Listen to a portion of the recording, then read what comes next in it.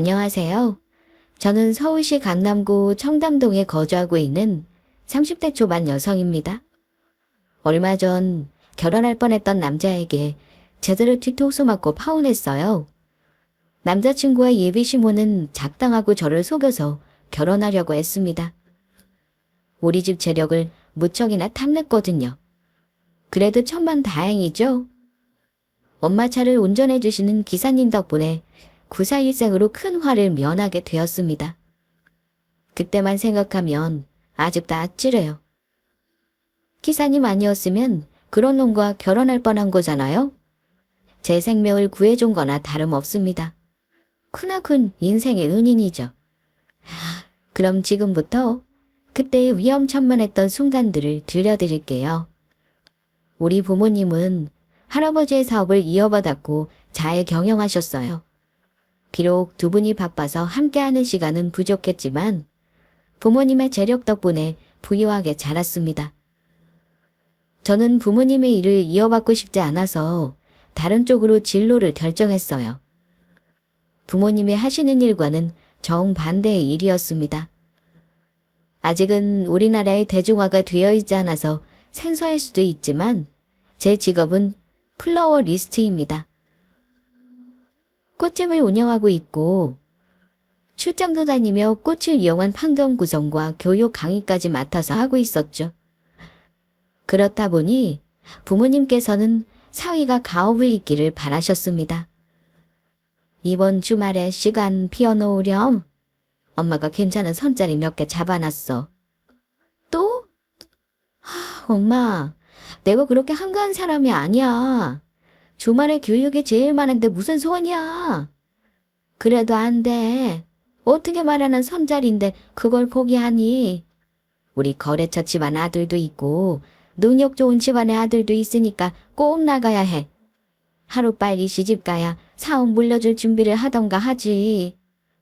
엄마 아빠가 언제까지 일할 수 있을 것 같니? 이제 우리도 늙었어. 그만 마음 놓고 푹 쉬고 싶구나. 남들처럼 마음껏 놀러도 다니고 여행하면서 제대로 노후생을 보낼 거야. 젊은 시절 죽어라 일만 했는데 늙어서까지 일하다 죽을 순 없지. 그러길래 괜찮은 경영인한테 맡기라고 했잖아. 집안 사업을 누구한테 맡기니?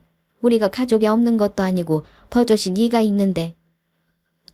제가 부모님의 사업을 이어받으면 참 좋았겠지만 제가 원하던 일이 아니기 때문에 어쩔 수 없이 사업을 이을 남편을 만나야 했습니다. 저는 이때 당시 결혼 생각이 조금도 없었어요.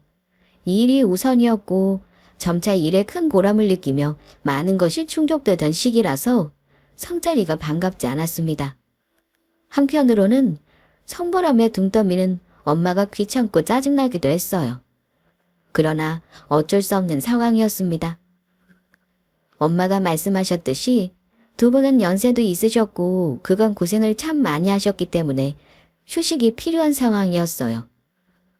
그걸 옆에서 지켜본 저로서는 잘 알고 있지만 남자를 만나고 결혼한다는 게 너무나도 귀찮고 싫더군요. 그래서 대충 시간만 때우고 와야겠다 싶어서 억지로 선자리에 나갔어요. 오늘 선보기로 하신 분 맞죠? 안녕하세요. 반갑습니다. 하하하. 네, 안녕하세요. 제 남자친구는 이날 선자리에서 처음 만났습니다. 저는 첫눈에 반한다는 말 잘 안 믿는 사람 중에 하나였어요. 어떻게 사람을 보고 첫눈에 반할 수 있지? 이해가 되지 않았습니다. 그동안 살면서 겪어보지 못한 감정이라 그리 생각했나 봐요. 호감은 생겼어도 입이 떡 벌어지고 심장이 미친 듯 쿵쾅거리면서 뇌정지가 온 듯한 감정이었습니다. 그때 알았어요. 이런 걸 두고 첫눈에 반한다고 하는구나 라는 것을요. 남자친구는 모든 것이 완벽한 사람이었습니다. 외모도 그렇고 성품도 그렇고 뭐 하나 흠잡을 곳이 없었어요. 평소 제가 꿈꾸던 이상형에 딱 부합되는 사람이었습니다. 신이 제 이상형을 알고 만들어준 것처럼 말이죠. 그 정도로 남자친구에게 빠르게 빠져들었고 시간 가는 줄 모르게 대화를 주고받았습니다. 대화를 하면 할수록 아, 이 사람이다 라는 확신이 들었어요. 어쩜 이렇게 말까지 잘 통할까? 순식간에 제 마음을 모두 빼앗아버리고 말았죠. 아, 벌써 시간이 이렇게 됐네요. 선자리에 나와서 이렇게 시간 가는 줄 모르고 이야기한 거 처음인 것 같아요. 괜찮다면 같이 식사하실래요? 이렇게 헤어지기는 아쉬워서. 다행히 남자친구도 저를 마음에 들어 했습니다. 카페에서 2시간 동안 이야기를 주고받으며 서로에게 흠뻑 빠져들었죠. 우린 서로의 호감을 확인하고 함께 식사하며 조금 더 시간을 보냈습니다. 그리고 그 뒤로 자주 연락하며 또 만날 것을 약속했어요.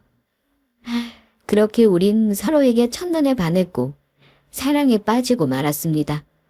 이 사실을 알게 된 엄마는 무척이나 기뻐하셨어요. 정말 그 사람이랑 잘해보기로 한 거야? 진지하게 만나기로 했어? 아직 만난 지는 얼마 안 됐지만 서로는 아이도 있고 하니까 결혼을 전제로 진지하게 만나기로 했어. 어머 세상에 잘 됐네. 엄마는 이번 선도 이렇게 끝나려나 싶었거든. 거봐, 엄마 말 듣기 잘했지? 선이라고 다 아닌 게 아니라니까. 엄마 덕에 이렇게 네 짝을 만나게 됐잖니. 그나저나 어느 집안 아들이었지? 다시 한번 알아봐야겠다. 선자리에서 만난 사람과 진지한 만남을 이어가고 있다고 하니 부모님은 벌써 결혼 이야기를 꺼내며 매우 좋아하셨습니다. 제가 하루빨리 결혼해서 안정적인 가정을 꾸리고 사위가 집안 사업을 이어주기를 바라셨으니 좋으실 만도 하죠. 엄마는 선분 상대방들을 살펴보다가 제가 만나고 있는 남자에 대해서 다시 한번 알아보셨어요. 남자친구도 우리 집안처럼 사업하는 집안이었습니다. 남자친구의 아버지가 세운 회사인데 몇 년 전에 돌아가신 뒤 어머니께서 이어가고 있는 상태였죠. 부모님은 사업의 규모가 적당하고 우리 집안에서 하는 사업과 결이 맞으니 나중에 사업을 합쳐서 크게 꾸릴 수 있을 것 같다며 우리의 만남을 크게 축하해 주셨습니다. 그렇게 우리는 4개월 정도 호감을 키우며 예쁜 사랑을 이어나갔어요. 그리고 사귄 지 5개월째 됐을 때였습니다. 평소 엄마의 차를 운전해 주시던 기사님이 한 분 계셨어요. 수년간 엄마 차 운전을 도맡으며 일을 도와주셨던 분이셨고 직원을 떠나 사람 대 사람으로서 우리 가족과 좋은 관계를 유지하신 분이셨습니다. 인상이 참 좋으시고 인자하신 분이셨죠. 김 기사님의 착한 마음은 둘째치고 정말 성실하신 분이셨습니다. 사람이 그렇게까지 일을 진심으로 하기 쉽지 않은데 기사님은 매 순간 온 마음을 다해 열심히 일해주신 분이셨어요. 운전일 이외에도 전반적으로 엄마 일을 많이 도와주셨었죠. 엄마도 그런 기사님을 참 마음에 들어 하셨고요. 못 보던 기사님이시네? 뭐야? 김 기사님은 어디 가시고 새로운 분이 와 계셔. 무슨 일 있으신 거야? 잘은 모르겠고 전화로 몸이 많이 안 좋다고 하더라고. 나오기 힘든 상황이라고 해서 알겠다고 당분간 푹 쉬라고 했지. 그렇구나. 그렇게 말씀하실 정도면 정말 많이 아프신가 보네? 그러니까 그래서 일 걱정은 하지 말고 몸조리에 힘쓰라고 했어. 당분간만 이분이 김 기사님 일 맡아서 해주실 거야. 엄마의 말씀을 듣고 김 기사님 몸이 많이 안 좋으신가 걱정스러웠습니다. 평소 본인이 아프면 엄마 일에 차질이 생긴다고 몸 관리를 철저히 하신 분이셨어요. 웬만한 건 참고 버티거나 약으로 해결하실 정도였습니다. 그런 분이 아프다며 일을 못 나오겠다고 하니 정말 크게 아픈 것 같아 걱정스러웠어요. 몸은 좀 어떠신지 따로 안부차 연락을 드려볼까? 아니면 몸조리 잘하시라고 댁으로 건강식을 보내드릴까 생각하던 차였어요. 엄마께 걱정된다고 슬쩍 말씀드렸더니 안 그래도 엄마 역시 그러하다며 김 기사님 댁으로 몸에 좋은 음식을 보내주신 모양이었어요. 그러더니 김 기사님은 엄마가 알아서 잘 챙겼으니 언제 한번 남자친구다 집에 데려와서 같이 식사하자고 하셨습니다. 둘이 만난 지 얼마나 됐지? 가만히 있어보자. 한 6개월 정도 된 것 같은데? 그럼 이제 슬슬 소개해줄 때도 되지 않았니? 소개? 그래. 계속 안 보여주고 꽁꽁 감춰둘 생각이야? 이 정도 만났음을 슬슬 소개해주고 결혼 이야기 오갈 때 된 거 아니겠니? 둘이 지금 결혼 전제로 만나고 있는 상태잖아. 더군다나 얼마 전에 네 남자친구가 진지하게 결혼 계획 세우자고 이야기했다며. 어차피 결혼 생각하고 있는데 미룰 거 뭐 있니? 내년 말에 결혼하는 거로 하고 천천히 준비하면서 다 알아가도 충분해. 엄마랑 아빠 봐봐. 우리는 만난 지 6개월 만에 결혼했어. 그래도 이렇게 잘만 살고 있잖니? 얼마나 만났는지는 중요하지 않아. 서로 어느 정도 잘 맞는지가 중요한 거라고. 남자친구와 연애를 시작한 지 6개월 정도가 되었을 때 부모님은 슬슬 결혼 준비를 시작하는 게 어떠냐고 하셨습니다. 안 그래도 우리는 결혼을 전제로 만나고 있는 사이고 최근 남자친구가 부쩍 결혼 이야기를 자주 꺼냈거든요. 직접적으로 결혼 계획을 세워나갔으면 좋겠다고 말하기도 했고요. 그 말을 엄마에게 말씀드리니 지체할 것 없이 얼른 소개해달라고 하셨습니다. 집안이며 능력이며 결혼 상대로 아깝지 않은 상대였으니까요. 무엇보다 서로 잘 맞고 제가 그 남자에게 첫눈에 반한 걸 무척이나 놀라워하셨습니다. 남자친구와 저는 결혼할 운명이다. 인연이라 말할 정도였어요. 저는 남자친구와 함께 앞으로의 미래에 관한 이야기는 나눠보겠다고 했습니다. 남자친구와 이야기해본 결과 부모님과 같은 생각을 하고 있었습니다. 어차피 우리는 결혼할 사이인데 미룰 게 뭐 있냐고 하더군요. 나이도 있고 집안 사업들 책임져야 할 부분이 있으니 슬슬 준비하다가 내년에 식 올렸으면 좋겠다고 했습니다. 그렇게 저는 정식으로 프로포즈를 받았고 남자친구의 청혼을 수락했어요. 처음 느껴보는 기분이었습니다. 드라마 속 여주인공들이 프로포즈 받을 때 감동의 눈물을 왈칵 쏟잖아요. 저는 그 정도로 누군가를 사랑해 본 적이 없는 사람이었습니다. 그래서 저렇게까지 눈물이 날까 싶었는데 정말 드라마 속 여주인공처럼 눈물이 흐르더군요. 그만큼 내가 남자친구를 많이 사랑하고 있다는 걸 새삼 느끼게 되었어요. 말로 표현할 수 없을 정도로 감동하였고 행복했습니다. 그렇게 우리는 양가 집안에 방문하여 인사를 드렸고 천천히 결혼 준비를 시작했습니다. 그렇게 약 한 달이란 시간이 흘렀어요. 김 기사님, 아가씨 오랜만이네요. 그간 잘 지내셨죠? 그동안 대체 어떻게 된 거예요? 저랑 엄마랑 얼마나 걱정한 줄 아세요? 몸은 좀 어떠세요? 괜찮으신 거죠? 아이고, 하나씩 좀 물어보세요. 그러다 숨 넘어가시겠어요. 몸이 많이 안 좋으셨나 봐요. 세상에, 살이 왜 이렇게 많이 빠지셨어요? 얼굴도 헬스한 게 아직도 쉬셔야 하는 거 아니에요? 아파서 잠시 휴직하셨던 김 기사님이 돌아오셨습니다. 오랜만에 뵈는 거라 반가운 마음에 인사드리기는 했는데 놀라울 정도로 안색이 안 좋아지셨어요. 대체 무슨 일이 있었던 건지 풍채 좋던 분이 한 달 사이에 살이 쏙 빠지셨더군요. 더 쉬긴요. 이 정도면 많이 쉬었죠? 그동안 저 때문에 사장님께서 고생하신 것 같아 죄송하기만 하네요. 이만큼 배려해 주신 것만 해도 감사할 따름입니다. 이제 다시 제자리로 돌아와야죠.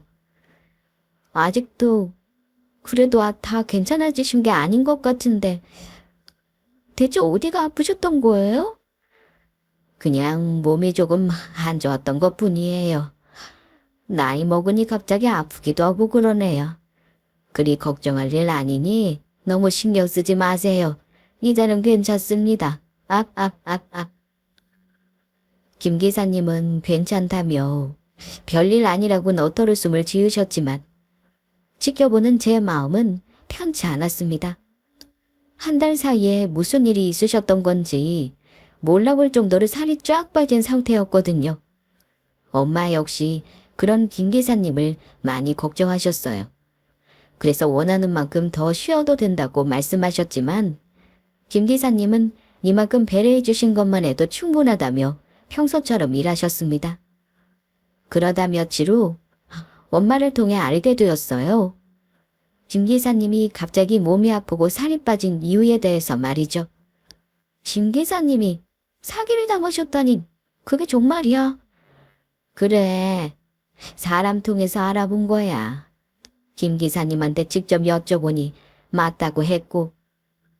그래서 그렇게 살이 빠진 거구나. 몸이 아픈 게 아니라 마음고생을 심하게 하신 거였어. 어쩌다 사기를 당하신 거래? 김 기사님은 우리 가족에게 그냥 보통의 직원이 아니었습니다. 그분께서는 우리 가족을 위해 마음 써서 해준 일에 큰 감동을 받았거든요. 그래서 우리 가족 모두 김 기사님을 사람으로서 좋아하고 가족처럼 챙겨줬어요. 김 기사님은 괜찮다고 하셨지만 지켜보는 엄마로서는 몹시 걱정되셨대요. 그래서 강제로 일을 쉬게 하기도 하셨고 아는 병원에 검진이나 치료받아 보게끔 연계를 주기도 하셨어요. 그러나 김 기사님은 다 괜찮다며 거절하셨습니다. 계속해서 본인은 정말 괜찮다며 한사코 거절하셨습니다. 그래서 보다 못한 엄마가 사람을 시켜 김 기사님에게 무슨 일이 있었던 건지 알아보신 거였어요. 그러다 알게 되신 거죠. 김 기사님이 전세 사기를 당했다는 사실을 말입니다. 몇 달 전에 김 기사님이 큰 마음 먹고 집을 하나 계약한 모양이야. 너무 좋은 조건의 집이라 무리하게 대출까지 끌어쓴 모양이더라고. 어렵게 마련한 집이라 그런지 김 기사님이 무척 좋아하셨다는구나. 그런데 결국은 그게 분양 사기였던 거지.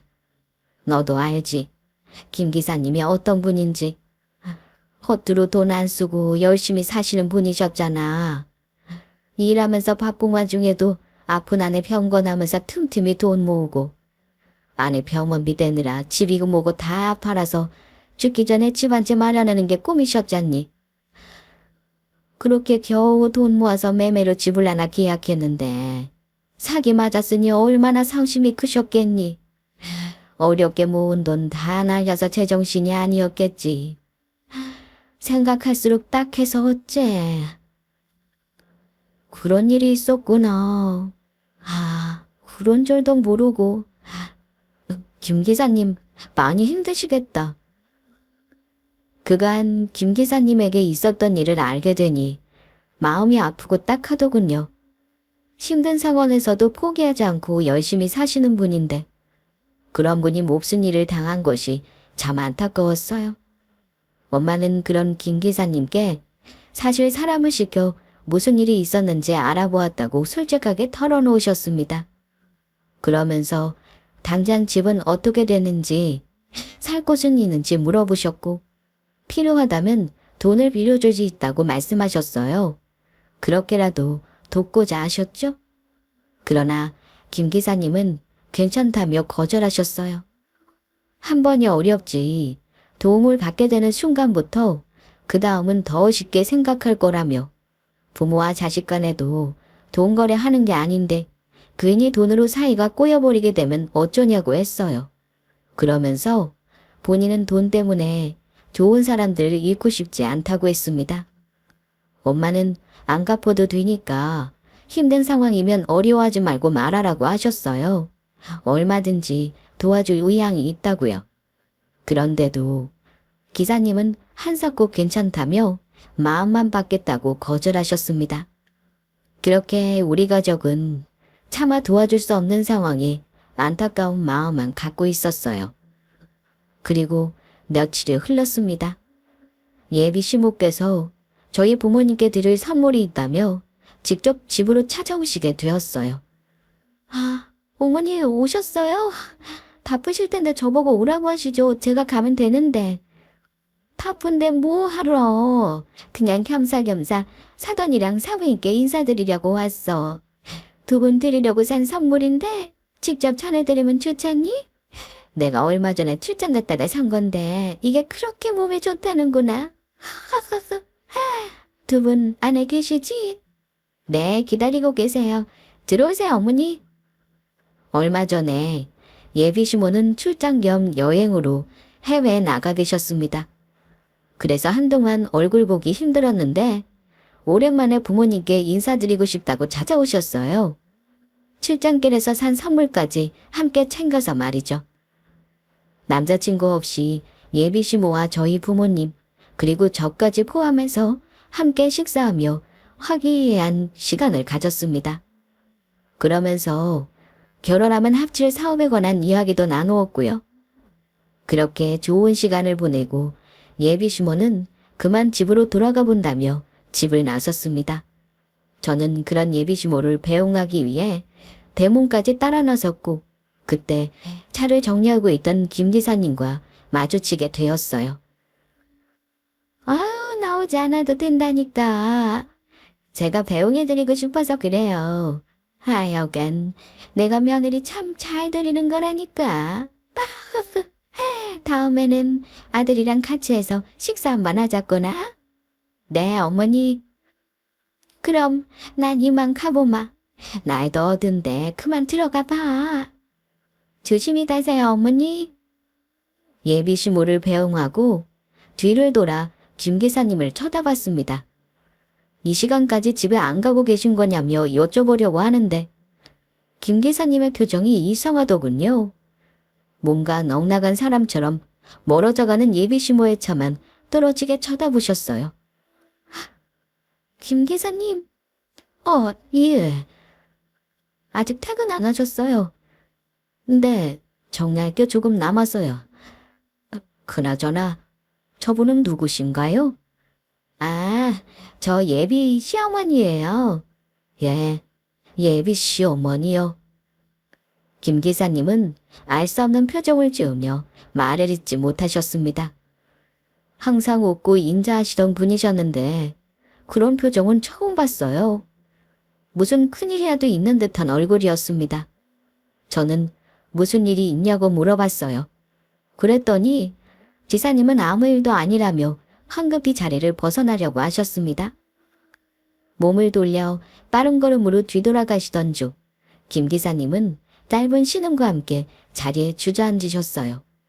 고통스러운 듯 손으로 가슴을 움켜잡으셨습니다. 아, 김 기사님, 왜 이러세요? 어디 안 좋으세요? 김 기사님은 숨을 헐떡이며 계속해서 심장을 부여잡으셨어요.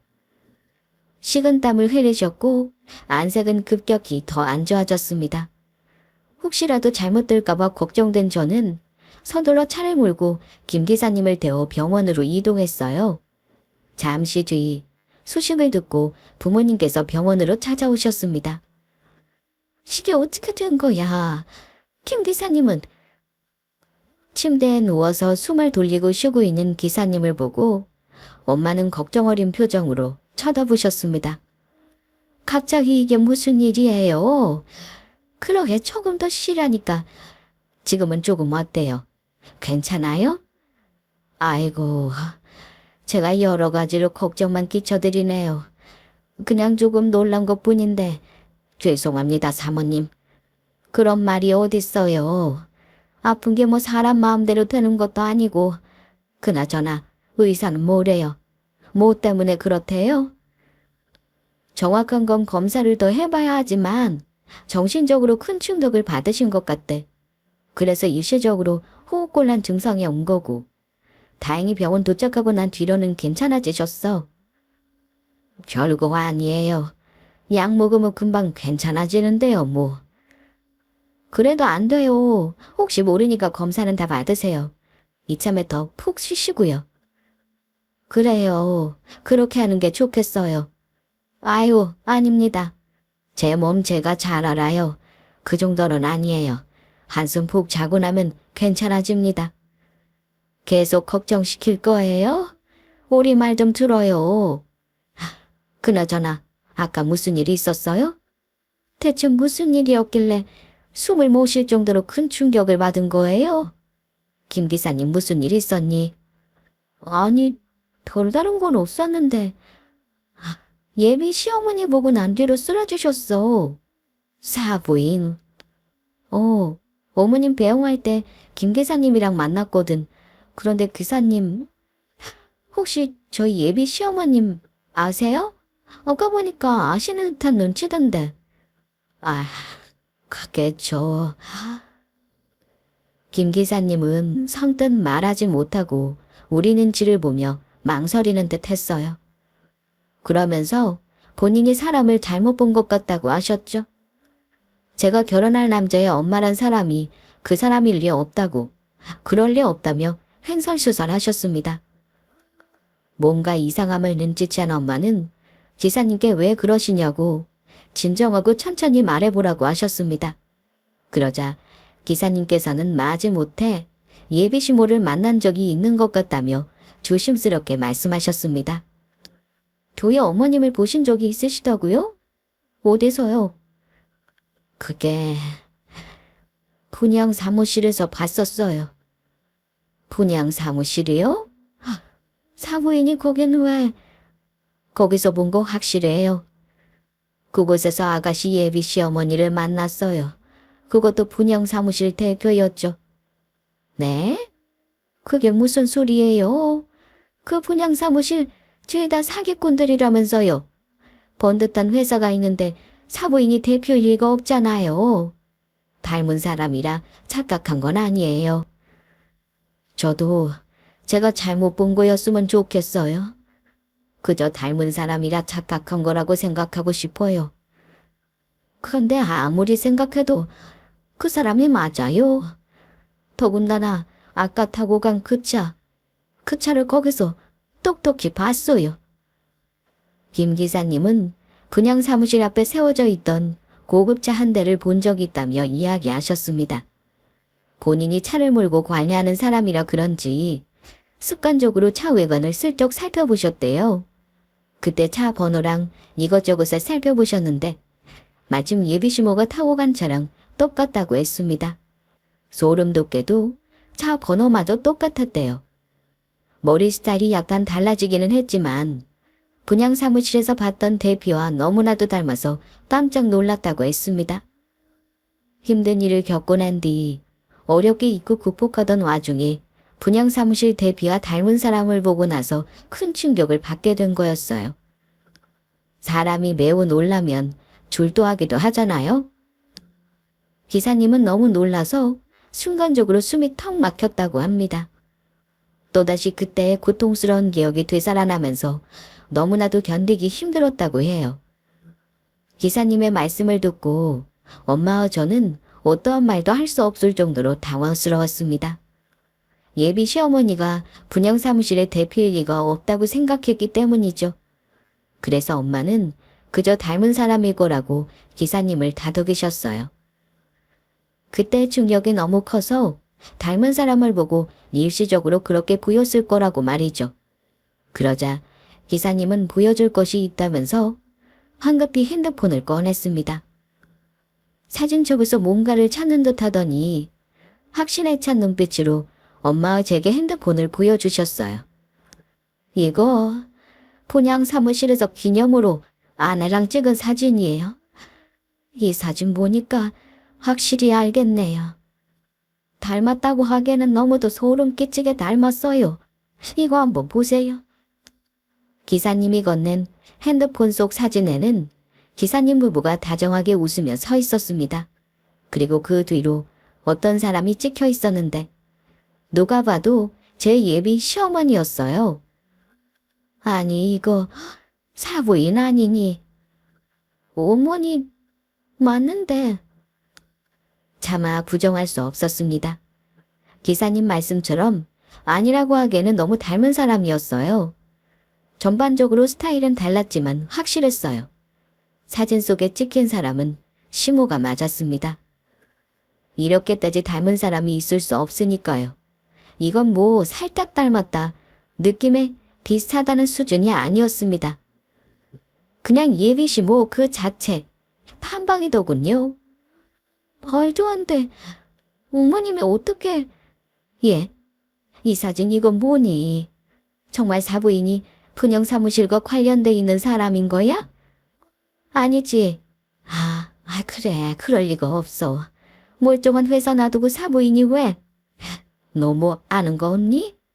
김서방한테 들은 거 뭐 없냐고. 나도 모르겠어. 이게 대체 어떻게 된 건지. 너도 지금 혼란스러워. 아무래도 안 되겠어? 직접 확인해 볼게. 가서 이 사진 보여주고 물어보면 되잖아. 그럼 오해라는 거 밝혀줄 거야. 어머님이 왜 사기나 치는 곳에서 이러고 계시겠어? 너 미쳤니? 이 사진 보여주고 물어보면 퍽이나 솔직하게 말하겠다. 우선 가만히 있어. 엄마가 조용히 알아볼 테니까. 엄마 지금 무슨 소리 하는 거야? 뭘 조용히 알아봐. 그냥 가서 물어보면 해결될 일을 왜 몰래 그러냐고. 엄마 혹시 지금 어머님 의심하는 거야? 말도 안 돼. 어떻게 그런 의심을 해? 어머님이 뭐가 아쉬워서 그딴 짓이나 하냐고. 사실 기사님과 엄마의 말이 맞다는 걸 어느 정도 인정하고 있었습니다. 그러나 알면서도 쉽게 받아들이기 싫더군요. 예비 시모가 정말 분양 사무실의 대표였다면 그동안 우리가 알고 있었던 건 모두 거짓말이 되는 거니까요. 또 내가 사랑하는 남자친구 역시 의심해봐야 하는 상황이었습니다. 그러니 받아들이고 싶지 않았어요. 판도라의 상자를 열어봤다가 큰 충격을 받게 될까봐 두려웠습니다. 아가씨, 받아들이기 힘드시겠죠? 하지만 알아볼 필요는 있다고 생각합니다. 돌다리도 두들겨보고 건날하잖아요. 예비 시모란 사람이 제가 본 사람과 같은 사람이라면 이 결혼 절대 안 됩니다. 있을 수 없어요. 그러니 아가씨, 제발 한 번만 확인해 보세요. 제가 이렇게 부탁합니다. 그래, 엄마도 김 기사님이랑 생각이 같아. 그동안 김 기사님이 이렇게까지 부탁한 적이 있었니? 사부인 보고 숨이 안 쉬어질 정도로 놀랐다면, 사진 속 여자와 판박이처럼 닮았다면 한번 의심해 볼 만하다고 생각해. 오해든 사실이든 정확한 진실을 알아내야겠구나. 네, 맞습니다. 엄마의 말씀이 맞다는 걸 알고 있었어요. 김 기사님은 너무나도 간절하게 부탁하셨습니다. 제발 다시 한 번만 확인해 달라고 말이죠. 그동안 엄마를 모시던 20년 동안 한 번도 본 적 없는 모습이었어요. 김 기사님이 이 정도로 말린다면 이 결혼은 신중히 생각해봐야 한다는 것을 직감했습니다. 그렇게 엄마는 뒤로 몰래 예비 시모와 남자친구를 조사했어요. 그리고 얼마 후 충격적인 정체를 알게 되었습니다. 내가 아는 사람 중에 경찰 쪽에서 일하는 사람이 있어. 그 사람한테 부탁해서 알아보니까 이런 게 나오더구나. 엄마는 제게 예비 시모와 남자친구의 전과 기록을 건네주셨습니다. 이게 다 사실이에요. 충격적인 사실을 알게 된 순간이었어요. 엄마가 건네준 종이를 받아서 드니 두 사람의 전과 기록에 적혀 있더군요. 그것도 사계 전과. 여기서 더 충격적인 사실은 두 사람이 친모자 관계가 아니라는 것이었습니다. 어느 정도 예상은 했었어요. 기사님의 사진을 본 이상 단순한 오해로 마무리될 거라 생각 안 했습니다. 그들의 정체를 알게 된 이상 남자친구의 마음까지도 거짓인 게 들통났어요. 그들은 전문적으로 움직이는 사기꾼들이었고 돈이 많은 우리 집을 타깃으로 삼아 제게 접근한 거였으니까요. 엄마는 앞으로 어떨 생각이냐고 물으셨습니다. 그래서 저는 그 사람에게 똑같이 복수해주고 싶다고 했습니다.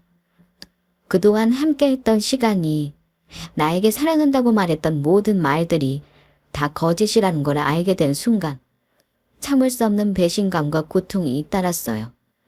마냥 아프다고 엉엉 울기만 한다면 뭐가 달라질까요?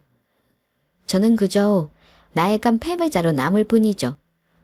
그래서 긴 밤 잠도 못 자고 밥도 못 먹으며 울부짖다가 생각한 결론이 복수였습니다. 날 우습게 여긴 그들에게 통쾌한 한 방을 날리고 싶었어요.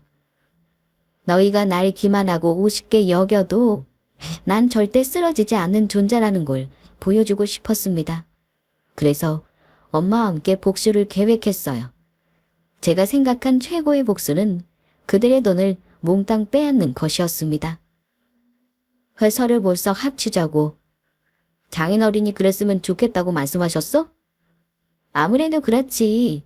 어차피 우리 결혼하면 부모님 사업 자기가 이어받잖아. 어차피 합칠 건데 미리 준비하는 게 어떻겠냐고 하시네? 회사가 더 커지면 직원 수도 많아지고 그만큼 탄탄해지잖아. 빨리 자리를 잡아놔야 한다고 하셨어.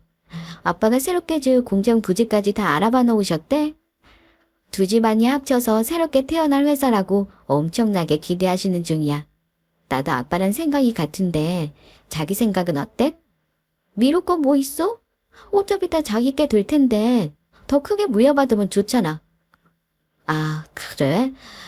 그건 그렇지. 우선 엄마랑 이야기 좀 해보고 한번 생각해 볼게. 두 사기꾼은 우리 아빠의 회사를 날름 받아먹을 작정이었겠지만 우린 그렇게 호락호락한 상대가 아니었습니다. 역으로 그들의 돈을 빼앗고자 치밀한 계획을 세웠죠. 새롭게 지어질 공장에 관한 환상을 심어주고 막대하게 물려받을 재산을 공개함으로써 그의 마음을 쏙 빼앗았습니다. 그렇게 얼마 뒤 결혼식 올리기 전에 빨리 합치는 게 좋을 것 같다는 답변을 받았어요.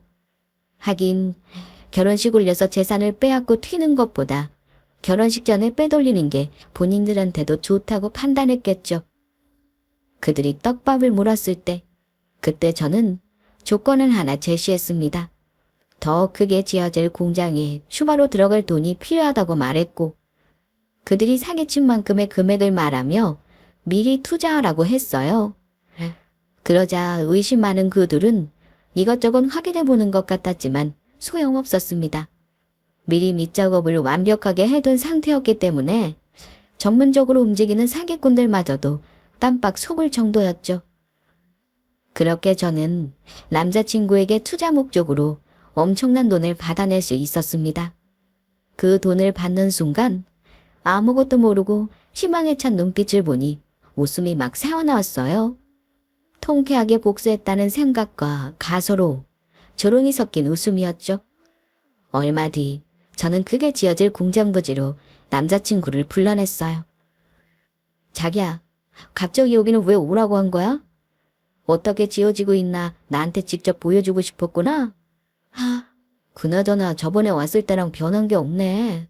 공사 시작했다고 하지 않았어? 공사는 무슨, 그런 건 애초에 시작한 적 없어. 그게 무슨 소리야? 여기에 더 큰 새 공장 지어준다고 했잖아. 응, 거짓말이야. 그것도 아주 새빨간 거짓말. 뭐라고? 그럼 내 돈은? 걱정하지 마. 네 돈은 알맞은 곳에 맞게 사용할 거니까. 저기요, 진짜 왜 그래? 아까부터 알아듣지도 못할 이상한 소리만 해두고. 장난 그만 쳐. 나 이런 거 싫어해. 왜? 네가 남들한테 사기치는 건 괜찮고 네가 당하는 건 싫은 거니? 뭐? 대체 나랑 우리 집안을 얼마나 만만히 본 거니? 우리가 만약 순진하게 속아줄 줄 알았어? 보여. 다 알고 있었어. 언제부터? 그게 뭐가 중요해? 너희가 우리를 가지고 놀았다는 게 중요한 거지? 구체적으로 알아보니까 사기친 경력이 화려하더라. 둘은 친모자 관계 아니고 전문적으로 사기치는 동료였지. 난 그것도 모르고 진짜 내 시어머니가 될 줄 알고 깍듯하게 모셨어. 그동안 재미있었니? 우리 집안 돈 다 빼돌리고 큰돈 만들 생각에 설렜겠다? 처음에도 배신감에 화도 나고 너무 억울하더라. 그럴 리 없다고 그 전까지 할 정도였어. 그만큼 널 믿고 사랑했던 거지. 그런데 곰곰이 생각할수록 너무 괘씸한 거야. 방에 틀어박혀서 온다고 뭐가 달라지겠니? 내 눈에 피눈물 나게 만든 만큼 나도 너희 눈에 피눈물 나는 꼴 봐야겠다고 마음먹었어. 아, 시각 고체리게 하네. 만약 순진한 줄 알았더니 아니었어. 이런 판도 짤 줄 알고. 상대가 워낙 프로라 다른 공들여서 준비했어. 어때? 깜빡 속은 기분이? 그 입 다물고 당장 내 돈 가져와. 그렇게는 못해. 이미 내 손을 떠났거든. 그동안 모은 자료를 다 경찰에 넘겼어. 예비신문한 사람이 경찰에 체포됐어. 너도 꼭 그렇게 될 거야. 밑에서 경찰이 대기 중이거든. 너 이씨. 네가 나한테 준 돈은 누군가의 피 같은 돈이었겠지. 다시 제주인에게 돌려주려고. 넌 그동안 네가 지은 죄값 하루도 빼먹지 말고 매일매일 뼈저리게 느끼며 살길 바라. 그리고 혹시라도 다시 세상 밖에 나와 사기칠 생각 하지 말고. 내가 계속 너 지켜볼 거거든. 너도 알잖아. 우리 집에 그럴 만한 힘이 있다는 거. 야, 너 진짜 죽을라. 내가 너 가만히 둘 줄 알아. 사람 잘못 봤어. 나 이렇게 물어줄 놈 아니야.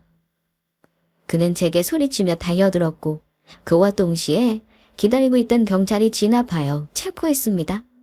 워낙 증거가 확실해서 그들을 잡아들여 벌 주는데 오래 걸리지 않았어요. 예정대로 구속되었고 법의 심판을 받게 되었죠. 그리고 우리는 김 기사님의 피땀 어린 돈을 대신 찾아서 건네주었습니다.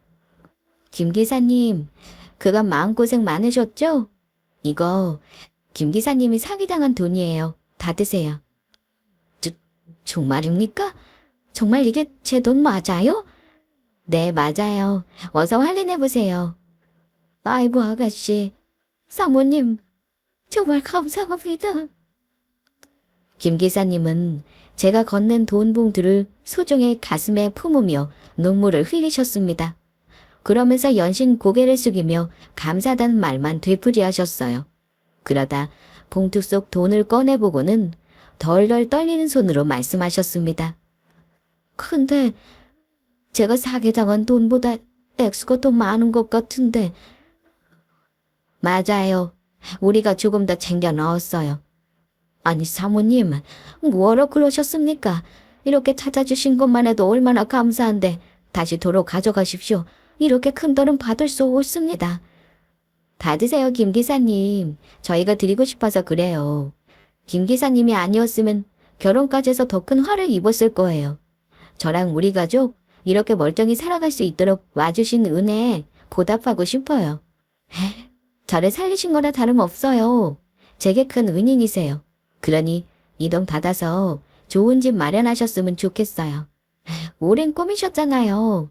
좋은 집 얻어서 사모님과 행복하게 지내세요. 아가씨, 감사합니다. 우리 가족은 김 기사님에게 정말 큰 은혜를 입었습니다. 그분이 아니었더라면 지금 제가 이렇게 잘 지낼 수 있을까 하는 의문이 들어요. 너무 감사한 마음에 좋은 집 구하시라고 넉넉히 챙겨들었고 그렇게 보답할 수 있었어요. 직접 좋은 집까지 함께 알아봐주며 마음 써드렸죠. 얼마 후 김 기사님은 오랜 꿈을 이루셨습니다.